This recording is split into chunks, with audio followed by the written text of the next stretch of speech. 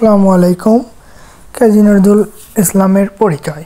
কাজী নজরুল ইসলামের জন্ম মৃত্যু ইংরেজি সন 24শে মে 1899 সাল আর মৃত্যুবরণ করেছে 29 আগস্ট 1976 সাল ইংরেজি। বাংলা সন 11 জ্যৈষ্ঠ 1306, 12 ভাদ্র মৃত্যুবরণ করেন 1383 বঙ্গাব্দ। বাংলাদেশের জাতীয় কবি বলা হয় কাজী নজরুল ইসলামকে। এছাড়াও বিদ্রোহী কবি, সাম্যের কবি, বিরহ বেদনার কবিও বলা হয়ে থাকে। তার গুরুত্বপূর্ণ সাহিত্যকর্ম নিয়ে আজকের আলোচনা। তার কবিতা এবং গান গ্রন্থগুলো হচ্ছে দোলন চাপা, বিষের বাসি, বাংলার গান, চিত্তনামা, ছায়ানট, পূর্বের হাওয়া, সর্বহারা, ফণিমনসা, শয়নচিতা, ডেঞ্জার, সন্ধ্যা, প্রলয়শিখা, নিঝড়, সঞ্চয়, শেষ সৌগত, ঝড় ইত্যাদি। তার গুরুত্বপূর্ণ উপন্যাস। তার উপন্যাস আমরা জানি 3টা: বাঁধনহারা, মৃত্যুক্ষুধা, কলহিকা। তার উপন্যাস কয়টি? 3টা: বাঁধনহারা, মৃত্যুক্ষুধা, কলহিকা।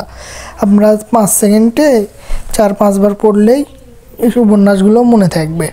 তার কবিতা হচ্ছে অগ্নিবাণী, সাম্যবাদী, ঝিঙে ফুল, সিন্ধু হিলদোন, চক্রভাগ, নতুন চাঁদ, মরুভাস্কর।